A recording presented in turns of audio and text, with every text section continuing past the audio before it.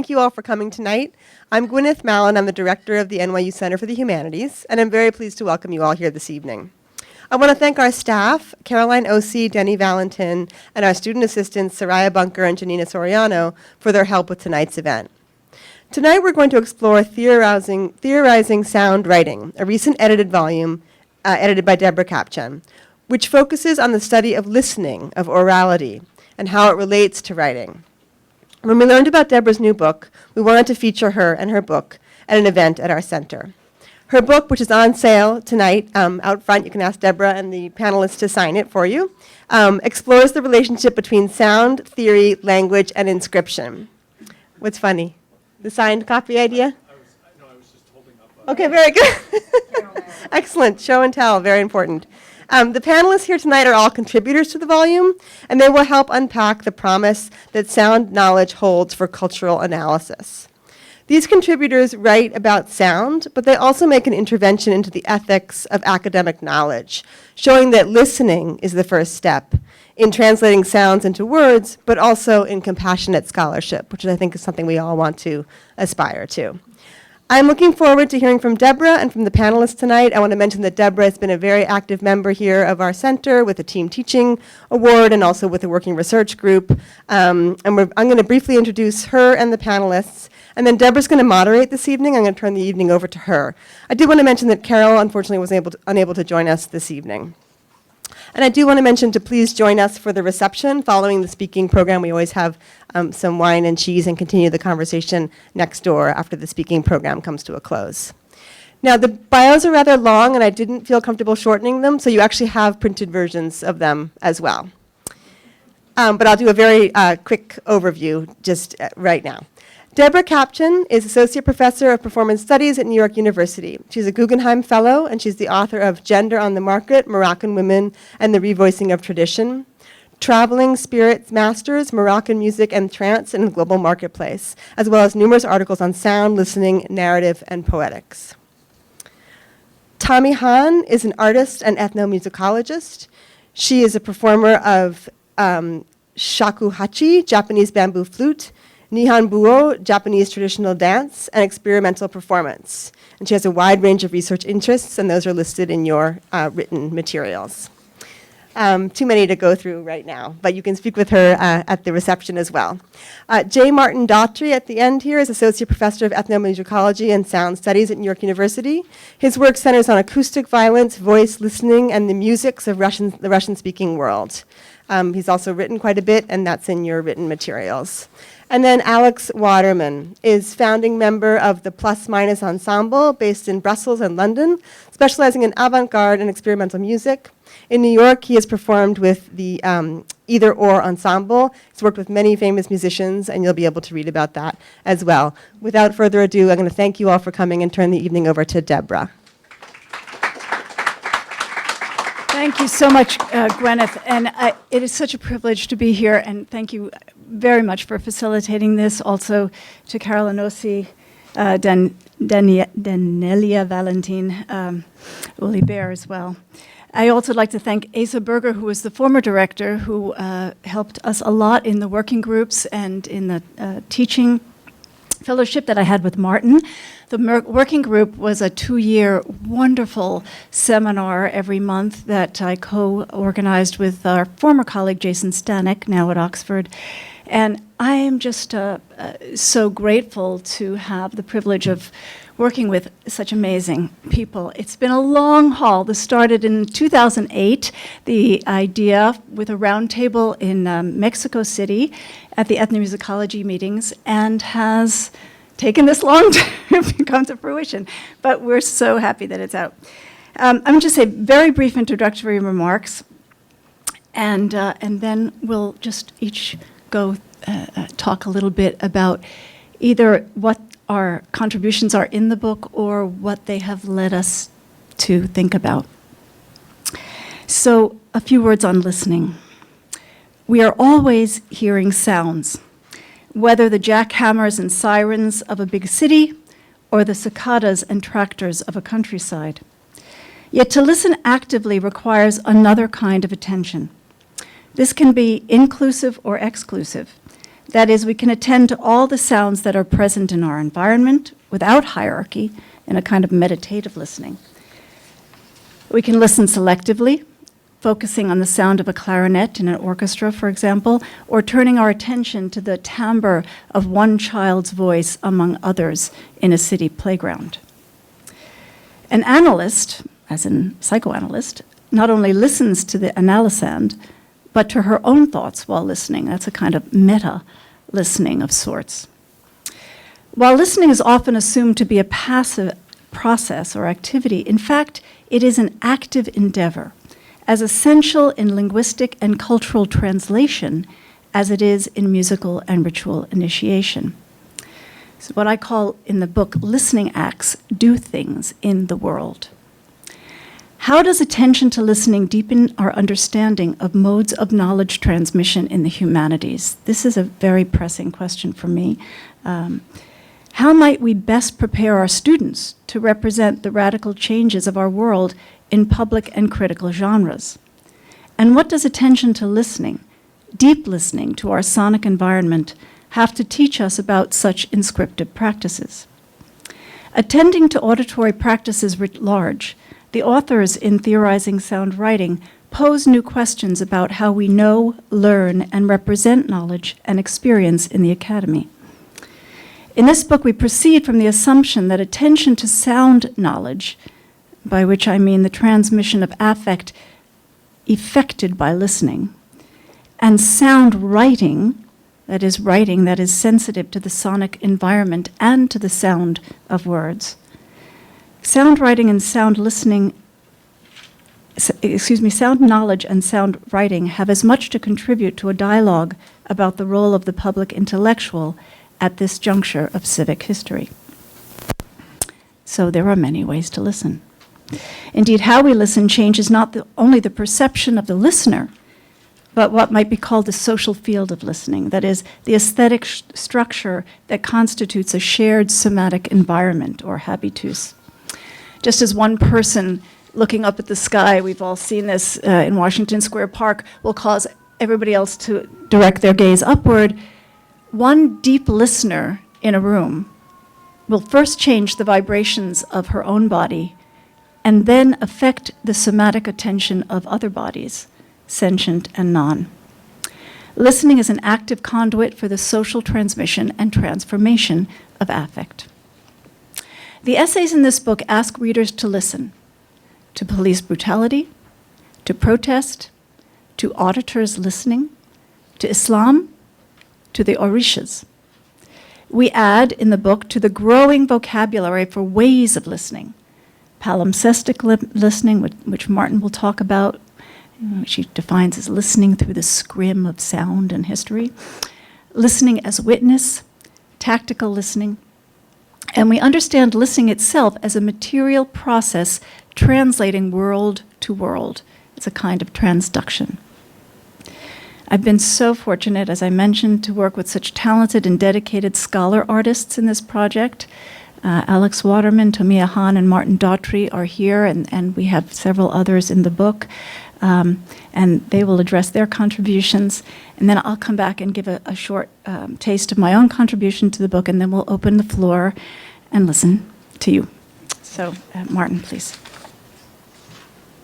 Thank you, Deborah. Thank you, co-panelists. Thank you, audience members, tech people, Humanities Center people. You picked a conspicuously gorgeous day to stick yourselves inside in a nearly airless room to listen to people like me talk. I want to say, it's kind of ritualistic to offer thanks, and because it's so. Hold on, because it's so ritualistic. It often feels kind of like an obligatory sort of empty gesture. But I can't not thank Deborah for this collaboration and communion that we have had for, nearly 10 years on this volume now. And Tomie and Alex, you remain among my favorite people on the planet. So I don't know if I want to apologize for putting you all in the splash zone of my love for them, but if you feel any kind of, pheromonal sort of activity as I talk, it's not you, and it's not me, it's them. So, okay. It's just such a joyous thing, when a book comes out and it's all behind you, all of the emails, all of the, your image doesn't have the right number of pixels in it. So great to have it on the desk. Okay. All right, I'm going to begin with some. I'm going to kind of take you on a kind of a slalom through my piece.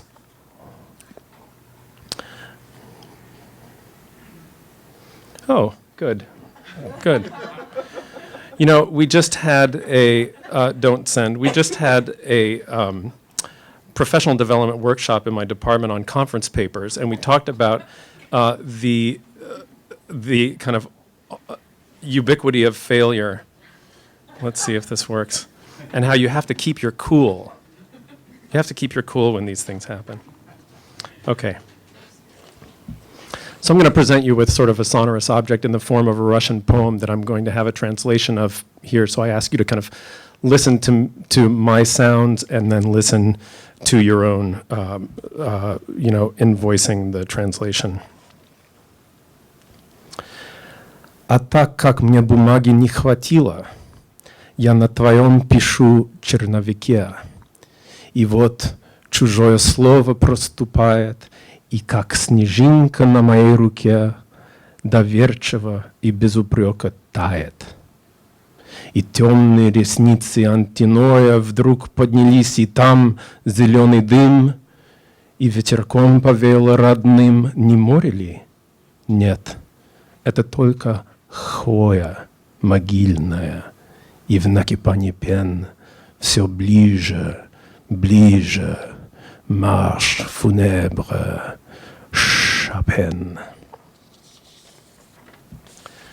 This is the epigraph to Russian poet Anna Akhmatova's masterwork, Poem Without a Hero, which she first started writing in 1940, but tweaked, expanded, scratched out, erased, and reinscribed for another 25 years. So if you think this thing took a long time, Poem Without a Hero took a much longer time.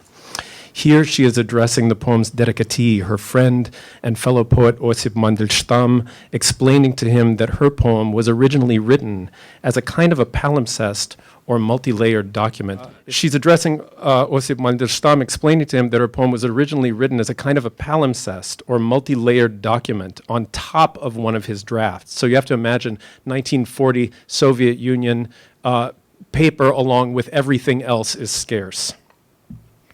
The conspicuous shushing of the sh and the khs and the zhs and the fs in her lines combines with the poem's imagery to create a multi-layered sound world of white noise, the sound of wind, of ocean waves, of pine needles scraping against stone, with Chopin's funeral march spectrally present, growing in volume like a ghost taking on flesh, or like invisible ink gradually becoming legible on the page.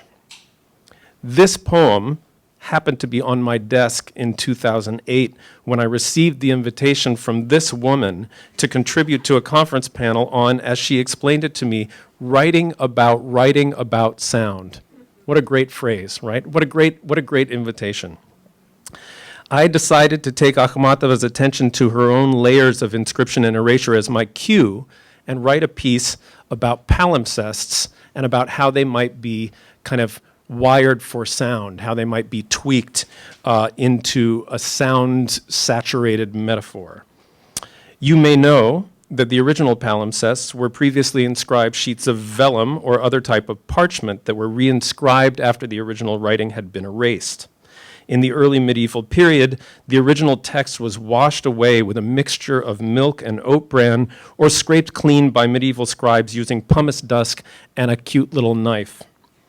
This practice was largely the result of the economics of the period. The value of vellum as a commodity often exceeded the economic or symbolic value of what was written upon it.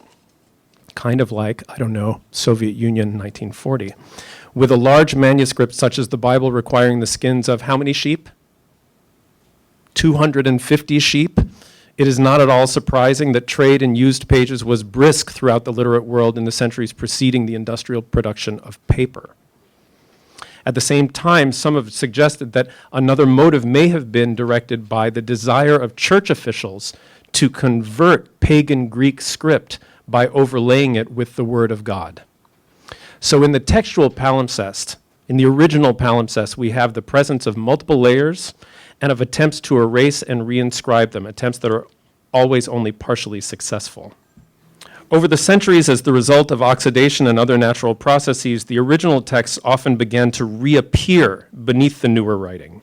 This fact made it possible for scholars of the palimpsest to engage in a kind of textual archaeology. Ignoring the most recent layer, they peered back into the past, straining to read the words that had been effectively buried. In Latin, these faint textual ghosts were called the scriptio inferior, underwriting, or scriptio anterior, former writing. The palimpsest is thus the result of successive acts of partial erasure and inscription, acts that turn it into a multi-layered record, a trace of multiple histories and multiple authors. So that's my kind of governing trope, right? This trope of inscription, erasure. There's some sort of contestation among the layers that's an important element of the palimpsest. There's a whiff of violence, right? There's the presence of hidden histories. There's the kind of cryptic or even chemical agency of older scripts. Now, the word theory, as Deborah notes in her introduction to the volume, derives from the Greek theorein, meaning to look at or to see. The convention is to say that theories give us new ways of seeing the world. Given that we're gathered here to talk about sound and listening, I'm sure no one will object to us extending theory's purview further into the sensorium. Theories, we can comfortably say, give us new ways of seeing, hearing, sensing the world. Now, if this is so, then metaphors, I would argue, are theories in miniature, in utero even, and as such operate on a less expansive tactical plane, opening small, ephemeral, but at times valuable discursive spaces in which we can think and hear and sense the world anew. Of course, we could also define the downside of theory and metaphor by rendering explicit the obvious corollary. In providing a new way of sensing the world, a theory simultaneously occludes, if only temporarily, alternative ways of sensing the world. We can only sense the world in a limited number of ways at the same time. Metaphors, it would stand to reason, do the same thing, but less expansively, perhaps less violently. But that means that metaphors and theories, too, it would seem, are involved in this operation of inscription and erasure, of revelation and occlusion. So, as you can tell, I'm kind of obsessed with these palimpsests, and once I started thinking about them, I began seeing them everywhere. So here's a few pictures. These are pictures of the Archimedes Palimpsest. So everything that we know about Archimedes, it turns out, we found, not everything, but most things that we know about Archimedes, we found out by looking at these texts that were, where Archimedes' original stuff was scraped clean, washed out, and then Christian texts were put over it. But then, unbeknownst to the scribes who had, were many centuries dead, Archimedes began fighting back, and his script began kind of taking back over. And of course, we now have these, sophisticated techniques for getting through and, getting down to that bottom layer. But I started thinking about palimpsests in 2008 because of Deborah. And I started seeing them everywhere. I started seeing them in my neighborhood. This is a street very near here where it's too bad that the resolution isn't really great, but you can see sort of the soft but persistent remnant of a Wrigley's spearmint gum ad underneath an ad for a gas station that would drain your crankcase, underneath something else, and there's some graffiti and then paint over it. There's the ghostly resonance of a building that was once there but is no longer. It took me, when I looked at this little section right here, I don't know if you can see it, I looked for a good 10 minutes before I managed to kind of pull through force of will the Wrigley spearmint out of that package. Now that's all I can see. So as we walk around this city, other cities, we can find, lots of layers. Lots of layers. This is a particularly kind of, meaningful one for me. This is in Abu Dhabi, where NYU has a campus. There's this billboard that had, they put one layer on it and then slapped another billboard on top of it, and then another and another and another and another. And then somebody lost the contract, and so they stopped doing that. And the wind and the sun, and there's no rain in Abu Dhabi, but the wind and the sun eventually kind of did this in work of stripping these layers back and revealing them. So how does this get to sound? I know I'm running low on time, and I want you to read it, so I don't really want to tell you how this applies to sound. But I will say that I, at the time, was working on a larger project that had to do with the centrality of sound and listening to the 2003 to whenever war in Iraq. And they were okay talking to me about, the music that they listened to against military regulations in their vehicles. But what they regularly said was, music wasn't all that important to us, right? Because we were listening to music in Humvees that generate 95 decibels of engine noise. So there was this kind of profound growl. And we had communications shooting through one ear that connected to a network that involved a helicopter that was looking at us, and then communication shooting in another ear, a separate set of communications. There were, the convoy. So we had this kind of thing going on. We had conversations that we were having among the crew in the vehicle itself, and maybe some music was present through these speakers that we would clip to our dashboard, while all the time, through all of those layers of noise, they said, we were listening for these often soft sounds of bullets ricocheting against the exterior of our vehicle, because that was the only sound that allowed us to know that we were under attack, that action had begun, right? So they were describing this terrifyingly, fantastically layered acoustic situation, environment in which those layers were in a contested relationship with one another, and where they had to develop, they had to learn how to listen through layers for soft sounds. So my piece takes kind of three case studies and tries with almost a comic amount of effort to take this mute metaphor of the palimpsest, right, this textual metaphor, and wrench it into a position where it can tell us something about sound and listening. I came up with a taxonomy of acoustic palimpsests. I thought at the time that they were textual, auditory, intermedial, technological, authorial, performative, symbolic, ideological, corporeal, and memorial. I found 12 layers in a tiny little song that I analyzed, and I continued to kind of have this metaphor do some work for me. In the end, though, and this is a strange thing for me to admit, I became, by the end of writing this piece, dissatisfied with my own metaphor.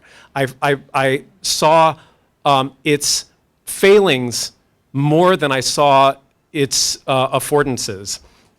And one failing being that it's mute, another failing being that it kind of approaches the world as if it's a text, and I don't believe that the world is only a text, can be reduced to a text. It presumes a privileged vantage point from which all sounds can be heard.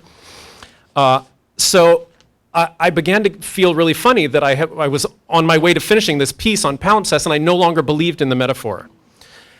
But that was the moment at which the palimpsest kind of came back to help me out, because what is a palimpsest but this practice of scraping your text clean? So in the end of my piece, I attempt to unwrite it, and I attempt to kind of coax my reader into unreading it, and I attempt to kind of get it out of the way. I now realize, with the benefit of more hindsight, that I'm kind of back onto my metaphor. I like it again, and so these long performance pieces where, like, there's this guy Ragnar Kjartansson, Icelandic performance artist, who has this amazing piece where every 5 years he convenes with his mother, and his mother spits on him on camera. And so it's this piece that is looped. It's now gone on for 20 years, and he's going to do it until he and his mother die. And it's this, way of transforming the expectoration that is like this transcultural kind of performance of hatred into a loving gesture of mother towards son. It's an amazing work. My piece is not an amazing work, but I think it is going to be a similarly long one. I'm going to continue writing it and unwriting it beyond the confines of this book. And so I urge you as potential readers of it to read it and then erase it and then write your own shit on top of it. Thank you very much. Also thinking in hindsight about the work that I submitted for this, and how it sort of fits in the pool of everything else which has happened since writing this particular text and the edits and everything else. I realize, and this is a kind of a full disclosure, that I've never really gotten around to theorizing sound writing in the sense that I think I've gotten rather stuck in the how and the method. And I'm still there. I'm still very much in this place where I am interested in two things, really. There's the one is how do sounds or words get on and off the page? And the second is the very special activity, though not rare activity, but it's the very, very special activity of reading together and what that means. As a musician, I do that all the time. I read with people all the time. So it's certainly not something that is a unique event, but it is something which affords me a lot of perspective on what it means to be thinking about being in the same place as somebody else, roughly organized by a surface, a page, and so those are things which I'm still thinking about very much. The two things I'm going to read, one is hopefully short. It's only 3 pages, but I'm terrible at looking at the page and judging how much time it's going to take. So the first is short, and it's a memory, and it's a piece which really needs to be on the page because it really presumes that the reader and their particular private reading can put together these sounds. And the other piece really has to get off the page. So anyway, here, this is an autobiographical piece, and it's called Coda in the chapter. But my family and I lived in Tehran, Iran, in the years 1976 through 79, the period at the end of the Shah's power and the beginning of the Iranian Revolution. My father was a naval officer ordered to work with the Iranian army, teaching them how to navigate the new ships that the United States had sold them. The house we lived in was a modern concrete construction with bars on the windows and a high concrete wall around the perimeter. Like slicing open a geode, the interior was surprising. Its colors and forms were in no way belied by its outer casing. The circular entrance hall had a tiled floor and a round glass atrium in its center, open to the sky above. Light poured onto tall, lush plants inside the glass column, and the walls around the hall were mirrored, creating a dazzling play of light and color. In this hall, I would ride my tricycle, circling around the vitriform column, hundreds of reflected counterparts riding with me across curved surfaces. The nursery where I slept had a window that looked out onto the entrance hall, and it was there that I would stand in my crib, watching the light on the plants and contemplate the rhythm of the tiles as the luminous colors would dart from floor to wall and back, an eternal dance of my waking hours. The rest of my family lived in the back of the house, facing out onto a concrete yard. Cocooned and insulated from the noise of the street, I slept oblivious to nightly power outages and loud protests on the streets. My eldest brother had an old school desk in his room where he would work on his homework. I have the most distinct picture of this room in my mind, although I've not had my memory verified. So I imagine his room as distinctly monastic and emptied of objects, white walls, a single bed, plain sheets, and an old desk against the wall next to the window. Just outside his window is a swimming pool where I fell in, almost drowning one afternoon when my other brother left the child gate open, and I ventured out to walk the perimeter of the pool, balancing along the edge like a tightrope walker. In dreams I had throughout my youth, my eldest brother's window composed for me the first wide shot of a filmic replay of this traumatic experience. In the dream, I always moved through this window and out past the concrete terrace to the pool. The shot shifts to a close-up of my feet, slowly moving back and forth between my steps and the mesmerizing blue of the water. And finally, my small form topples into the water and the cold and airless embrace of the water filled with sunlight. Space in all directions offers no resistance to my body. I sink deeper. The story continues with my middle brother, who had left the gate open, jumping in the pool to pull me out. After saving my life, he is scolded by my mother. This part is not part of my cinematic recall. I remember it as imagery that is generated by words. I've been told the end to the story, whereas the sun-filled water and the shots leading up to that moment are composed by my own memory, or so I like to think. One night, my eldest brother was reading on his bed when he heard the protesters in the street shouting. They were far away, but he could hear the sound of their pounding feet and the din of their cries in unison. To him, they sounded distant, yet imminent. He began to cry uncontrollably, terrified that they were marching on our house. He went into my parents' room to be consoled, but my mother could not hear what he was hearing and couldn't console him. It turned out there was no protest and no marching that night, no shouts from the rooftops. It was a quiet, autumnal evening, and only the sporadic sounds of passing cars or the lonely whine of a scooter could be heard on the street. My brother insisted that our mother come to his room to hear the protest. They went hand in hand. It was quiet. Mother couldn't hear anything at first. Exasperated and sobbing, he asked once again, "Can't you hear them marching? They're coming." Silence. Then, Mother heard a periodic and measured clicking sound. From where was it coming? Searching the room for sound sources, she opened the lid of the school desk.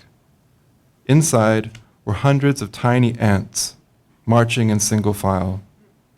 Their tiny steps in unison tapping out a foreboding homophony, distant yet imminent, bringing news of the approaching revolution that would tear us from our home. I would be told that we were going on vacation and would not return to the nursery where I'd gazed on the hyaline surfaces of the circular hall of plants where boys rode tricycles on the walls.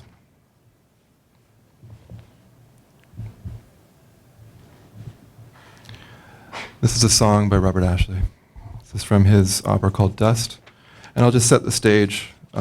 This takes place in a park. Imagine a street corner anywhere in the world where those who live on the fringes of society gather to talk to each other and to themselves about life-changing events, missed opportunities, memory, loss, and regret.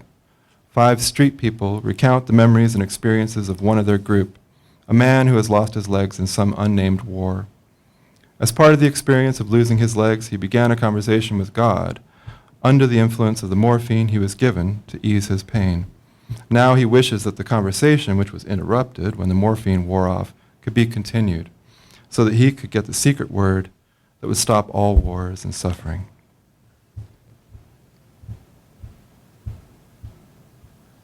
How about that? That's one of my thoughts. I have dozens of them. If you take a bunch of short ideas and arrange them so that they overlap, that's one long idea. That's a thought. One time one short idea is slightly ahead of another, and another time it's not. But they always overlap. That's the rule. So you get a large number of different thoughts, because one time one short idea is slightly ahead of another, and another time it's not. The thoughts are really different, but more or less the same, in the sense that they are all short, which is the important part. The important part is to make it short, because nobody likes to pay attention for very long. Some rich man commissions a portrait of his wife from a famous painter, $50,000. The painter calls up and says, "It's finished." The man says, "Hire somebody good to frame it and send it over." The painting arrives, the man's wife decides where to hang it, probably thinking, "It doesn't look very much like me." And the man comes home from work, where he makes a lot of money. And he looks at it for a few minutes, maybe 3 or 4, and thinks, I got my money's worth. Then he goes and gets a drink. And he and his wife talk about it for a while, and then they go to bed, and that's that. If she put it in a place where he can see it every day, while he is, say, drinking coffee in the morning, he might look at it for maybe 5 or 10 seconds every day for a few weeks. Maybe that's too much. Then he's seen it, and he stops looking. Total of 10 minutes over 3 or 4 months. That's what I call short. Same with thoughts. 5 or 4 seconds, done. I got a ticket to a museum with old paintings and tapestries and pots and things. I found a ticket on the street, and I'm interested in those things. I put on my best clothes, which is not saying much, so they would let me in, just some old crazy who thinks about art. The guy taking tickets doesn't care. He doesn't care as long as you don't trigger the profile rule, which is you can't let certain kinds of people in, which would get him in trouble. The guards don't care. Their feet hurt. So my clothes get by, some old crazy who thinks about art. First thing you notice is how much work it took to make these things. A lot of people, a lot of time. Very impressive. Like cathedrals and that kind of thing. Next thing you notice is how nobody in the museum cares. I'm the only person who's actually looking. Trying to keep up my appearance, not to get kicked out. And back to no place. Everybody else is just walking around. 30 seconds here, 30 seconds there. How nice. I get the idea the whole thing is traffic. It's like a huge dance, made up by the guy who decided where to put things. The same dance every day except Monday. When the museum is closed, it's just a huge dance. Some guy is looking for his wife, which is part of the dance. 6 foreigners and a bunch are looking for the toilets. A kid is looking for his mother, who is right behind him. She lets him look. Good for him, she thinks. Everybody's just walking around. 30 seconds here, 30 seconds there. Finally, well, honey, it's been a couple hours. I think we got our money's worth. You know where the bus stop is? Actually getting there and getting home is more interesting than what's in the museum. That's why they go. Got to keep moving. I'm restless myself. 2 hours is a lot of dancing. Even if what's outside for me is no place. Well, actually, it's not no place. It's my place. I like it. I live in the park daytimes. Except summer when I don't go back to the shelter at night. Then I stay all night. I sleep on my bench. My mind is bad. Sometimes I hear voices. Sometimes I see things. Everybody tells me the voices I hear are not there. The pictures I see are not there. I don't care. They're there for me. That's what counts. Sometimes I think my heart will break because of the loneliness. It's so lonely. Then sometimes it's fun. I have friends like everybody. One of my friends stands out in the street and yells at the cars, which we all agree are a pain in the neck, until he gets tired. When a cop car goes by, he yells, "I'm the president of motherfuckers against drunk driving," by which he means the cops, who are mostly always drunk.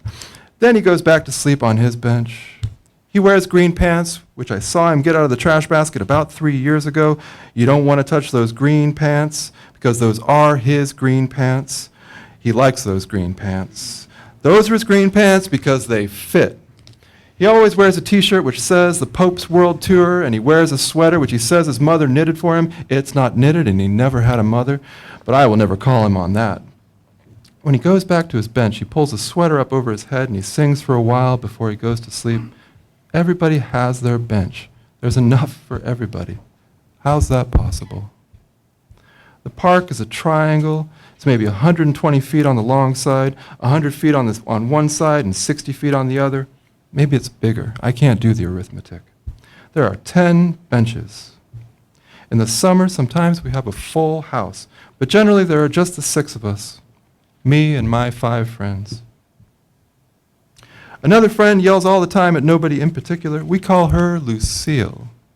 She says her name's not Lucille, but Lucille's a pretty name, so we call her Lucille. She used to be sort of cute, but now she's getting older and the guys don't flirt with her so much. I don't know where she gets all that energy. Maybe women are stronger than men. I couldn't do that. She yells 6 hours a day. The man in the diner gives her a big sandwich when she gets hungry because he used to know her before she started yelling. And he probably liked her. He's a kind man. He lives with his mother and his father someplace. He has a strange way of looking down when he finishes a sentence. Bonk. Head goes down. We used to think he was crazy, but he gives my friend the sandwiches, so he can't be crazy. He doesn't sleep in the park. He takes care of his mom and dad someplace. Another of my friends is called Leonard. I have changed the names to protect the innocent. He and his brother-in-law, Mickey, ran the liquor store next to the park. Mickey and Leonard stood next to each other for 35 years. One day, I think it was Christmas, Mickey comes into the living room of his house late in the evening, and his wife says, "Mickey, you don't look so good." And Mickey falls over dead. She said, "I knew he was dead before he hit the ground." That was the end of Leonard. Now he just walks around the neighborhood. He's dressed in a suit and tie and a gabardine coat. Sometimes he sits on his bench for a few hours, just looking straight ahead. You don't want to talk to Leonard, because he always wants to know how you are. And he says he's going to Florida to retire. He's a good man. I like him. Another of my friends sleeps most of the time. He's asleep right now on his bench. It's raining and everybody is in a doorway out of the rain, bumming cigarettes from French kids who are studying city planning. They don't realize we all speak perfect French. They are talking about city planning, and they don't even see the park. They don't see my friend asleep on his bench. They're looking for action. He can sleep on his bench because somewhere he got a big rug, which is waterproof, so he can sleep anywhere. He is the envy of everybody. Rain doesn't bother him at all. When it's not raining, he sits up sometimes and talks. Another of my friends is a movie star. When she was a kid, she was a stand-in for Shirley Temple. She would stand there all day dressed like Shirley Temple while they did the lights and other things. Then Shirley Temple would come down and dance with Bojangles, and she would go home.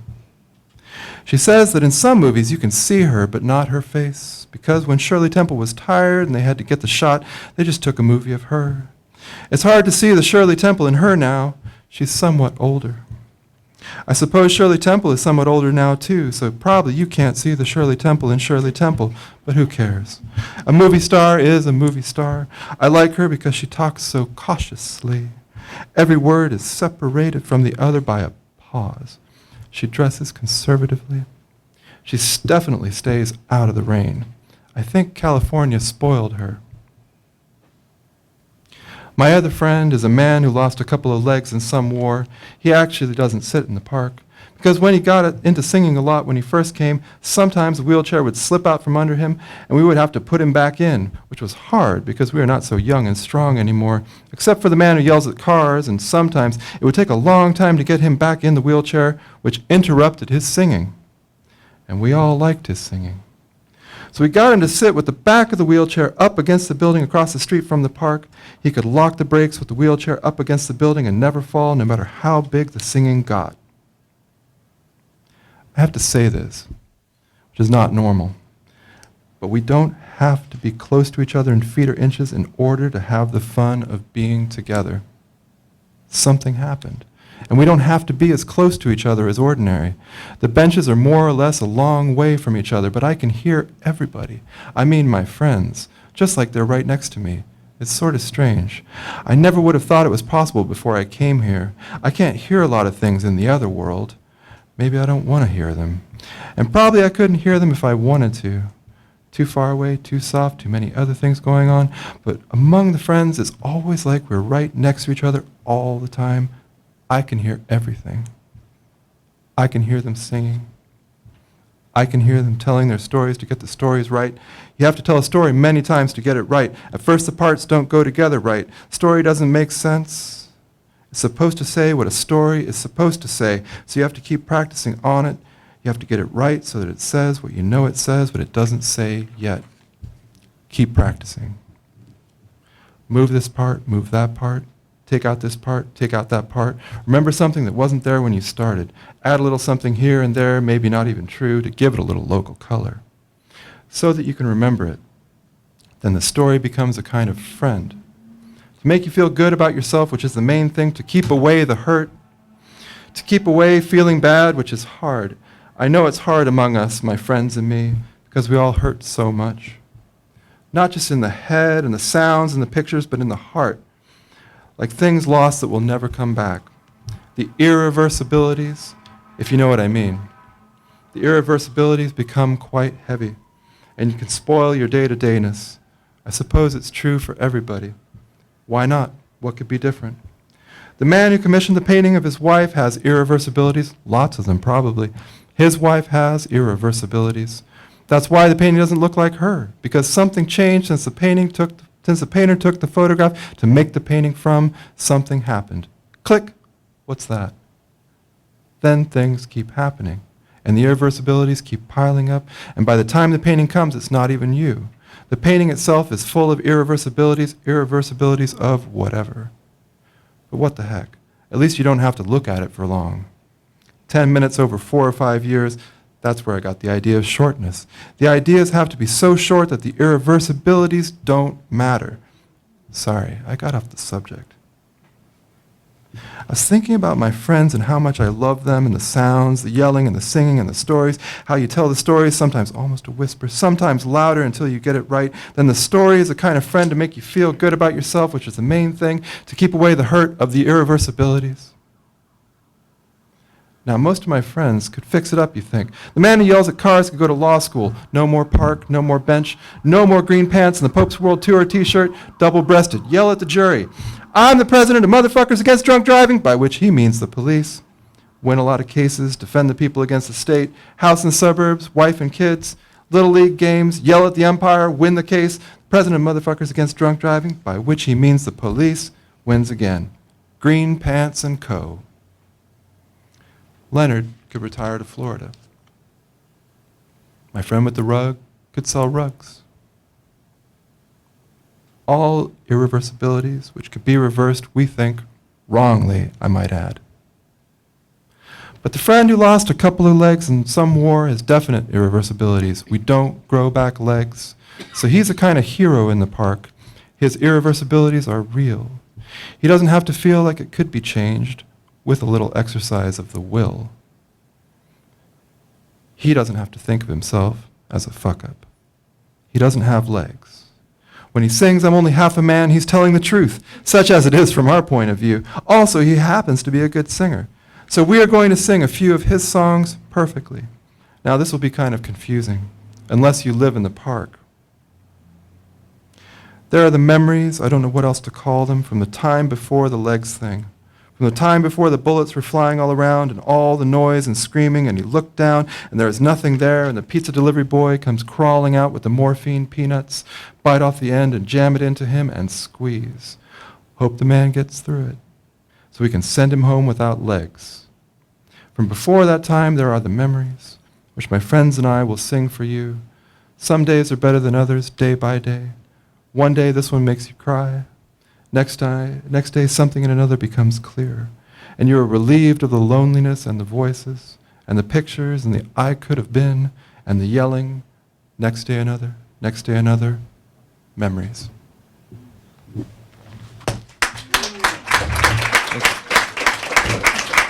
Alex edited and put together, he's a Robert Ashley scholar and performer, artist, poet, musician. Thank you, Alex.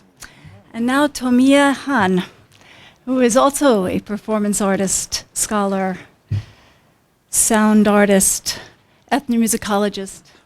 The piece that's in the book was originally a performance piece after Deborah invited me to join this oh so loving group, amazing group of individuals. I created a performance piece, but it is now in the book, and you will experience it now the way it was meant to be. But it's just different. This was written for a conference in Mexico, which will become clearer a little bit, I think, in a moment. And it is partially poem-like as well as ethnographic. There's ethnographic parts.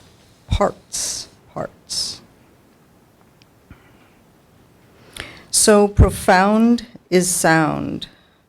So powerful is music and experience. We desire to commit it to paper.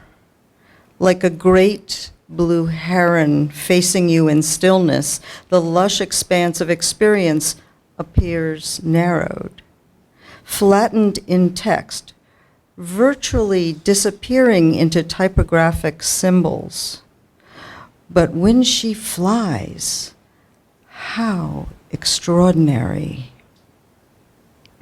When we create cultural translations of our experiences, it has been argued that we must be aware of the lenses we peer through so that we do not order or organize the culture according to our own logic and even the limitations of our language. So profound is sound.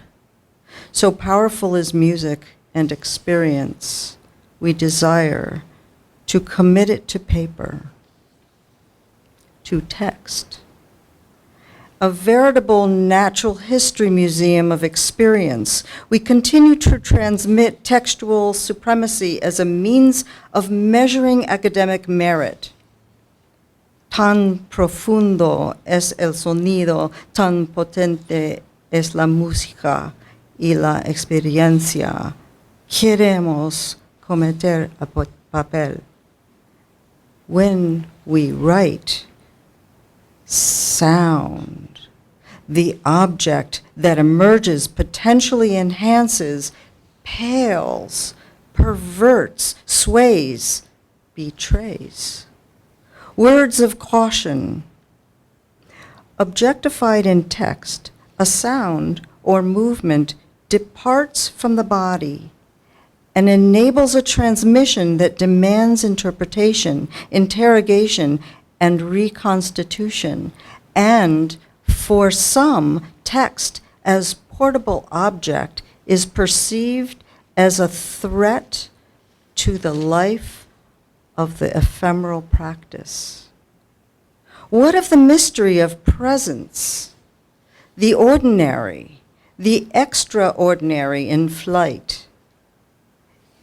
It's been fascinating to me that a number of ethnographers have had extraordinary encounters while in the field, yet frequently these stories are not incorporated into their ethnographic texts.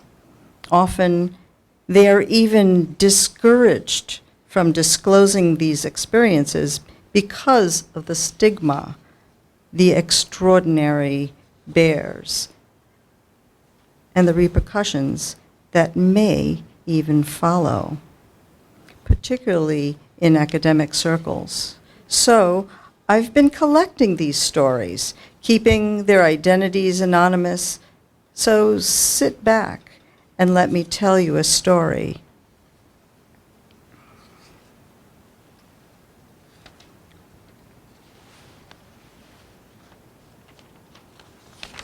Which story?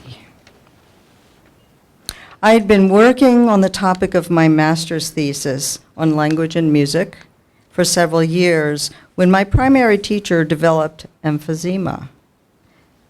Through the long and drawn-out process of dying in death, he kept me on edge by deliberately withholding information and offering small tidbits here and there, each one so tantalizing that I began to realize that we were on the tip of an iceberg whose depths I would never plumb.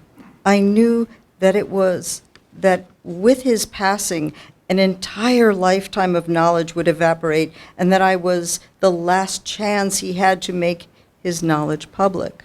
I wrote down every word and focused on what was between the lines. We quarreled about little things, and he would go for days without wanting to see me or speak to me because of some real or imagined mistake on my part. It was hell, and he died.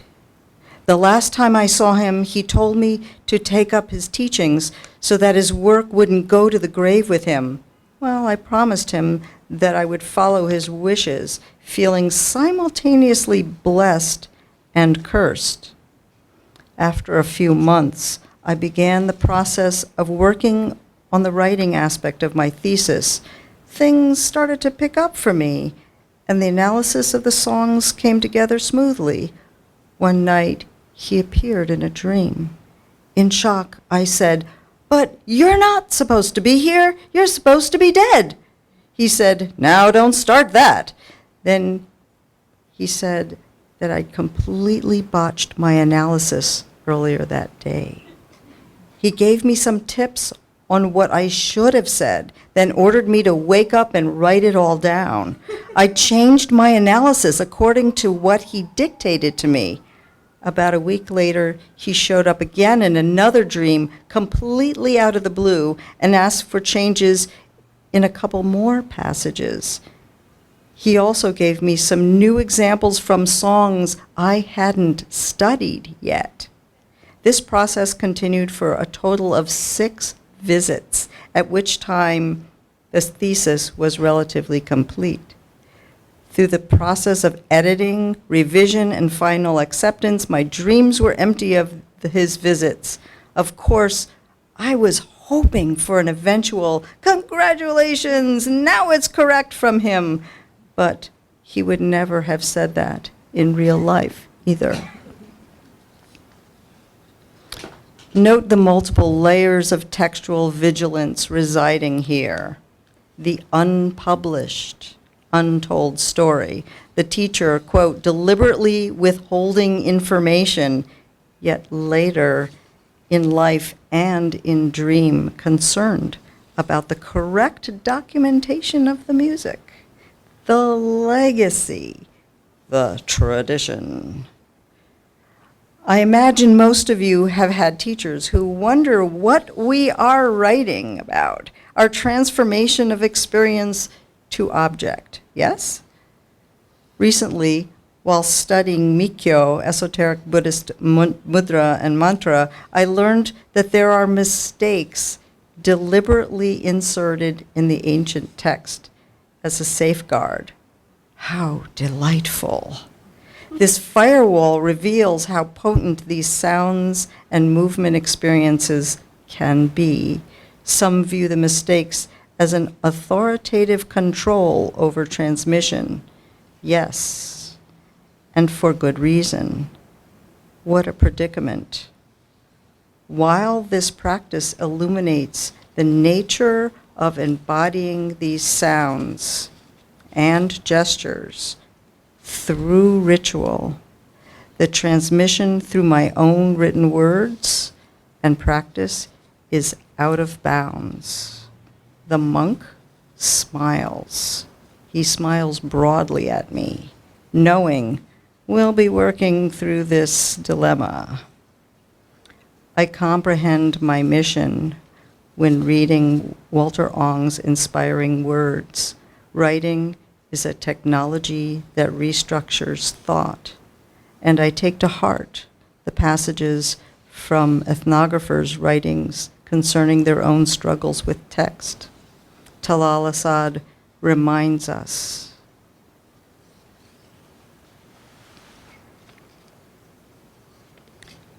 But this pushing beyond the limits of one's habitual usages, this breaking down and reshaping of one's own language through the process of translation is never an easy business, in part because, if I may be allowed to hypostatiation, it depends on the willingness of the translator's language to subject itself to this transforming power. This is from Assad's writing culture. So profound is sound, so powerful is music and experience. The end.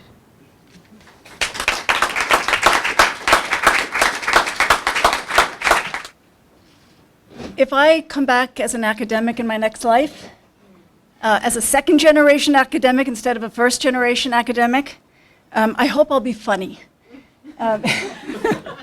Because it's a gift that many of my colleagues have, and I often wish I did.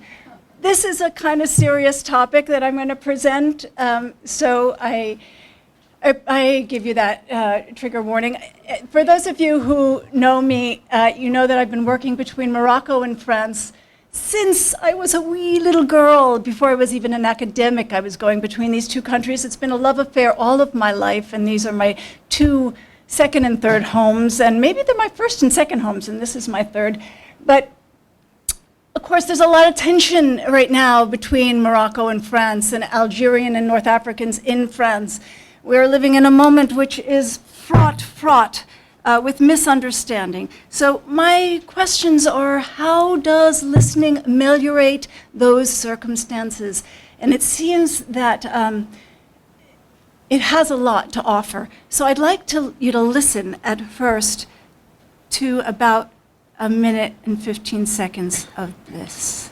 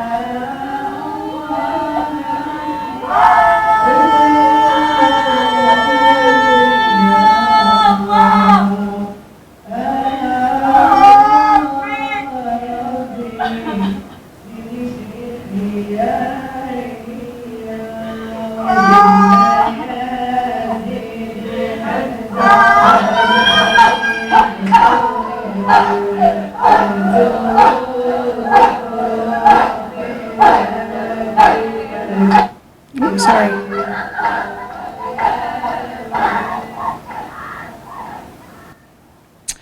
So what you've witnessed is sound knowledge. That is the transmission of affect that results from acts of listening. It's also a form of the Islamic sublime. In such enactments, the normative body, the body bound by the skin, the self-owning body recognized by jurisprudence, the unmarked body of the Enlightenment that we all inhabit in the academy, gives way to the sound body.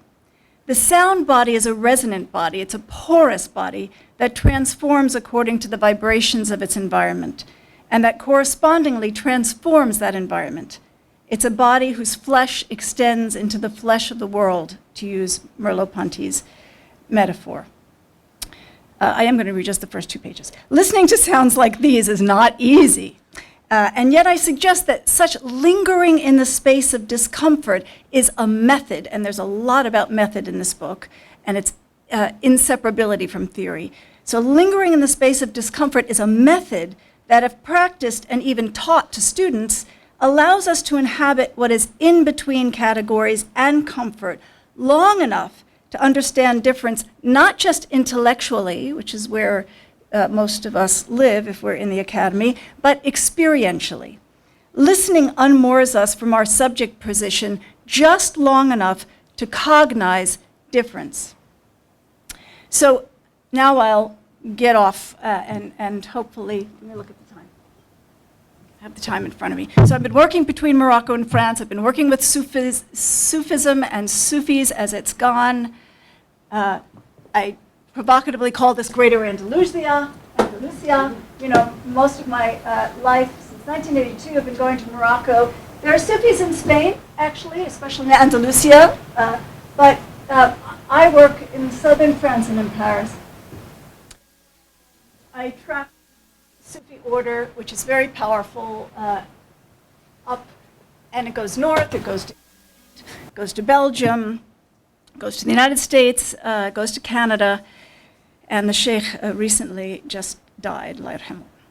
So what do we make of, so Sufis have this ideology called sama, listening, and the way they are initiated and the way they basically have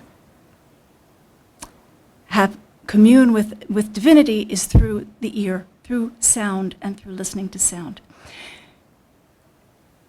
But now I go to a very different context, because this is the first place that I was when I was a young person. Before I went to Morocco, I went to France. It's a country I love dearly, which is extremely troubled. And this is the where Charlie. These are the offices of Charlie Hebdo. These are the terrorists in their getaway car. I have. I could play you the gunshots, but I won't.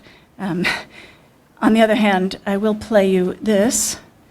Come on. Which is how the French commemorated Charlie Hebdo the very next day at noon, when we had a moment of listening, not really a moment of silence, but a moment of listening. And of course, this very, very French secular state is, of course, listening to church bells. So, how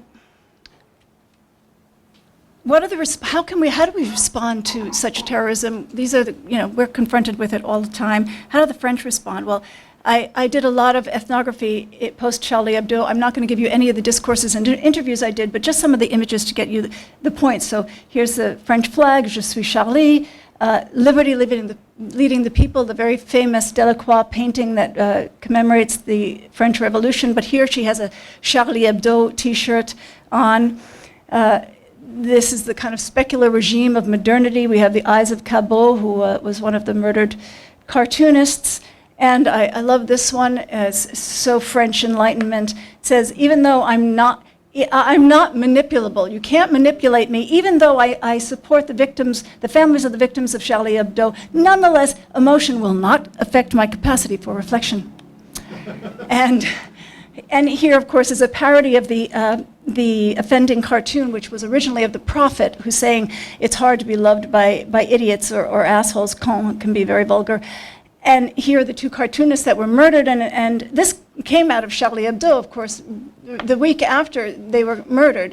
To show you the resilience and stamina that these cartoonists had. These are their murdered colleagues, and they said, Mass, Catholic Mass, the Marseillaise. Well, it's hard for us. It's hard to be loved by idiots. Okay, now I'm off text, and now I'm supposed to read, but what am I reading? All right, here's another one. This is a French official response to Charlie Hebdo, and it's stopjihadism.gov.france, and it's how to recognize a jihadist. And I owe my student, Adam, brought this to my attention. And of course, they don't have the same kind of family arrangements, they don't listen to the same music, they don't eat baguettes, wear different clothes, right? This is very reminiscent of pre-World War II Germany, and how people are looking over their shoulders at their neighbors, right? It's very scary. So one of the things that happens when people are terrorized, when people are afraid, is we go back into our shell, we go back into what we know, we go back into heritage and tradition and home, and that's what the French did. All of the pictures that we were looking at predate colonialism, the Marseillaise, the French Revolution. Someone told me Charlie Hebdo was May 68, it's Zola, it's Voltaire. May 68, just 6 years after the bloody Algerian War ended. So there's a hearkening back to a pre-colonial time. People are talking about rationality, objectivity, nationalism, revolution, right? And these are what the French call points de repère, points of repair, like reparation, how we find ourselves, like pillars, points de repère, and people go back to them. But what happens if points de repère are categories, right? We get stuck in our categories, in our little boxes. Right? But what happens if we draw lines around, up from these points de repère? I wanted them to go everywhere, but this is as best I could do with graphics. But you get the point. What happens when we draw points, lines from all of these points, is we get this mesh. We get this, what Deleuzians would call lines of flight. It's the domain of sound. It's what's in between the categories. It's what does not allow us to maintain our point de repère. And this is what I believe and hope that listening does. It takes us, and sound as well, it takes us into the in-between. It unmoors us from our categories. It's so damn uncomfortable, But that's where I think we have to stay, and I think that listening promises that. So I talk in my chapter about lingering in the space of discomfort.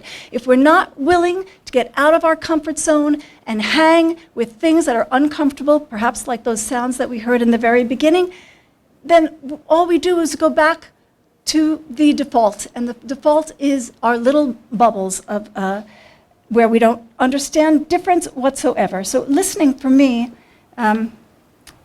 holds that promise. So this is just a Sufi dhikr, or in Turkish it would be called a zikr. It's a remembrance ceremony where they chant the names of God over and over and over again. But go up a second, go up a third. Start listening to each other. Mesh. Listen to the mesh.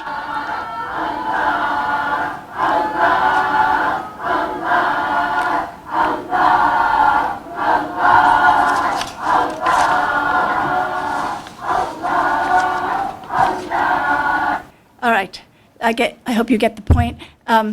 It has been the most amazing privilege to work with this group of authors, Alex, Martin, Tomie, but there are others in the volume. And I have to say, this is the one thing about editing a volume. You can toot your own horn because you didn't write it all yourself. And I have to say that I've edited volumes before, and I've read and taught many edited volumes. I have never had a volume read it or certainly edited one like this, which every article is consistently strong.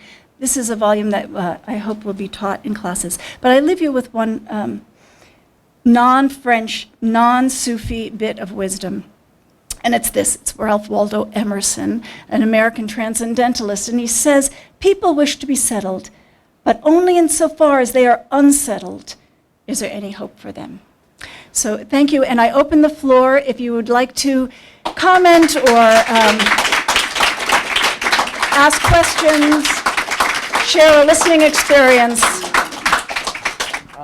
Just a really quick question for Deb, actually. I'm like really interested in, I haven't really heard you speak so much about this like kind of like sonic affective politics of like discomfort, I guess. That, I mean, I know that like you and Martin have both been thinking about this for a really long time.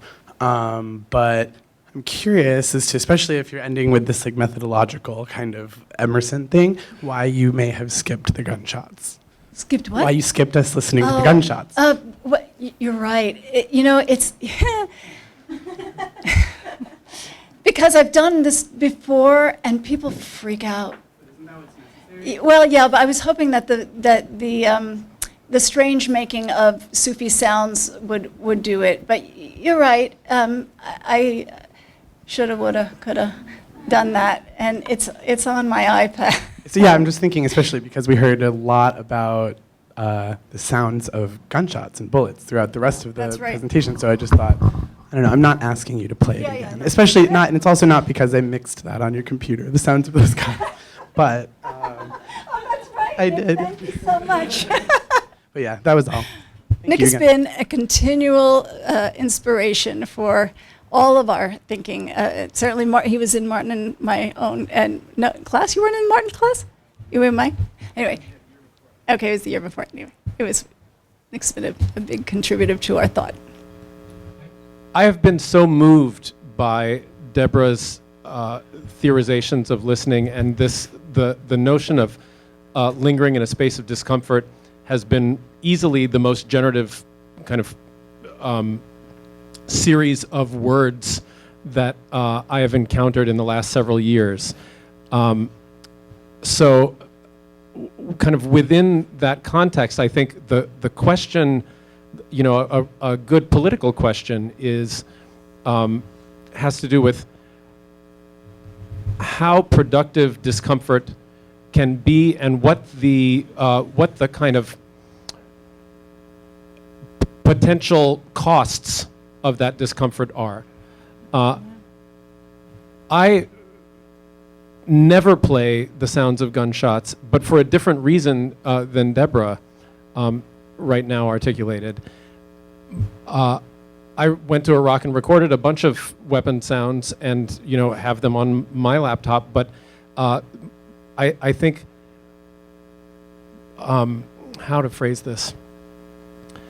When sound is accompanied by precarity, by vulnerability, by actual danger. So in the case of gunshots, when for the people who were kind of at Charlie Hebdo, encountering those sounds were for them more than sounds, right? Those sounds were fused with corporeal danger to such an extent that they created a new sensory object that made new demands on them, demands that are not kind of that sound cannot possibly exhaust. So how do we yoke that up? You know, that kind of site specificity of these performances with listening in our completely mediatized sort of arrangement. You know, my feeling has been that to play the sounds of gunshots, it's not that it's too disturbing, it's that it could not possibly be disturbing enough, right? Because and it would give you the misimpression that you know what it would have been like to be there. So I don't have any way of any elegant way of rounding that back into what I see as this, very powerful kind of radical openness that Deborah is calling for. But I think part of that radical openness has to do with not just openness to the world of sound, but openness to these imagined, like an imaginary openness to these sensory objects that we cannot possibly understand because we are living in different bodies and differently abled bodies and differently positioned bodies than those who may have made them. Are traumatized. And I have to add a little bit to that, and that is that in the work, the written work, I certainly, yes, call for a certain openness, but not to the point of vulnerability. We have to protect ourselves. In other words, you don't become a bleeding heart for every sound and trauma that exists so that you can understand it experientially. That's not the point. It's just that the moment of listening does bring it into your body in a way that allows an experiential cognizance that's not just intellectual.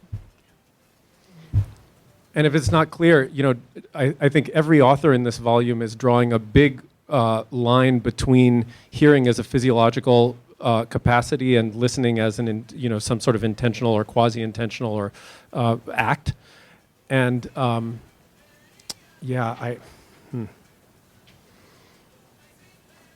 to listen, can I listen? I'll just try to be real. Can I actually listen to Donald Trump? If I were to, according to Deborah, I think, you can correct me if I'm wrong, if I were to truly listen, I would have to linger in that space of discomfort in a stance of openness that would render me susceptible to actually be convinced. So in all of these, like months of exposure, I don't think I have once allowed myself to do that. Nor do I feel capable of doing it. Yeah, please. I first of all just want to say how incredibly moved I am by this congregational presentation tonight. And then I wanted to follow on what you were saying, and Deborah, I think where you're leading us to, to sort of trouble the waters of calling not just the Donald Trump, but let's say in Israel and Palestine context, to ask an asymmetrical configuration to listen, especially to ask Palestinians to be in a listening mode to Israelis. How do we do that? I'm not saying we shouldn't, but how do we account for asymmetry in listening, which brings the politic? I mean, with Donald Trump, it's easy. It's kind of, but how do we extend this to account for the asymmetries that exist politically, and where do we go with that? Yeah, So. I mean, I think it's a huge emotional work, and I'm not a specialist in trauma, but what comes up when you are in those situations is two traumatic histories meeting each other, and how do you hold that space with compassion? In fact, Amy Horowitz wonderful scholar of Israel and Palestine and many other things. We wrote a grant, 20 years ago, on compassionate listening together. And so Amy and I have been thinking about this for a long time. It's a real hard question to answer, but I think the important thing is we have to keep asking it. It's the right question. So just to like sort of round back to what you were saying about gunshots and discomfort, I work in theater as a sound designer, and a lot of people write plays that involve guns and gunshots.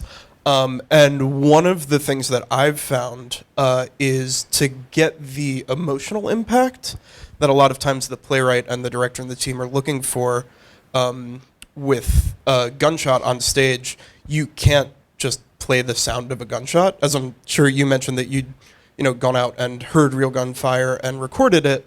Recorded gunfire doesn't sound like real gunfire, even closely. And we also exist in a very saturated media environment of hearing this sort of dumbed down version of gunfire. So one of the things that I've found in my work doing storytelling through sound is that you sort of have two options, at least on stage, to really get the emotional impact of a gunshot, which is one, have a real gun on stage and fire blanks with an audience, which will freak them out because none of them expect anything that loud or that clear or that close, because we don't hear that ever, for the most part, unless you've specifically gone out and listened for it, or you've lived in a place where it's a common sound. The other option is to take away that sound, and I love your idea about existing in a space of discomfort.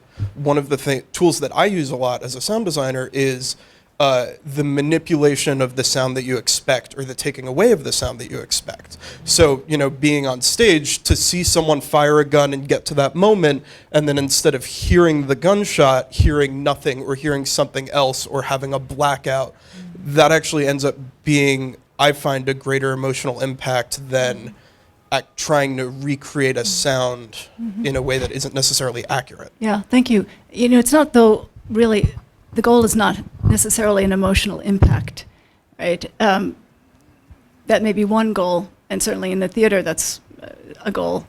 But in Israeli-Palestinian communication, that's not necessarily the goal.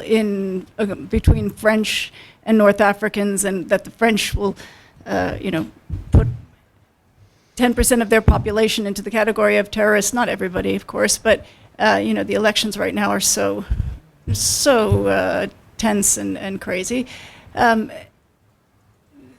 It's not about emotional impact. So in fact, I think maybe not about that. It's more about creating a space, a holding space for listening, which admits otherness. And the particular properties of sound, as demonstrated here, is that sound traverses the body, that it traverses the nervous system, and you can't keep it out. So listening, the Trump thing, yeah, but more, and you and I have talked about this, what maybe even more important is to listen to the Trump supporters, because the left hasn't done that, and now we pay the price, right? So that's where I think listening becomes very, very important as a political tool, because to put them into a category, to put people that we don't agree with into a category of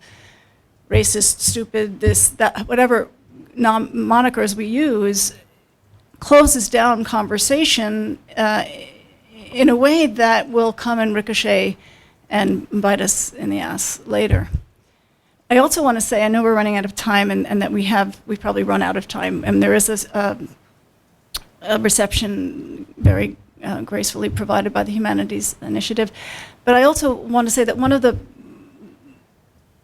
things that this book does is it makes aesthetic beauty a political force, and it makes aesthetic beauty a political force consciously in an academy that often doesn't value that, all right? So it puts method and theory together and pushes into the poetics of academic / scholarly writing to make an intervention that's not just intellectual, though it's that too. We're not anti-intellectual after all. Yeah. I would just say that your remarks about the withdrawal or withholding of sounds are very apropos. I think the horizon toward which every essay in this collection is pointed is this sort of involves the impossibility but necessity of the task of sound, this oxymoron, sound writing, right? This, unless I'm mistaken, this book doesn't have a CD attached to it or a website, and there's so much writing within music studies and sound studies now that sort of relies on the kind of thin reproduction and decontextualized reproduction of sound, because the challenge of writing evocatively about sound is so daunting.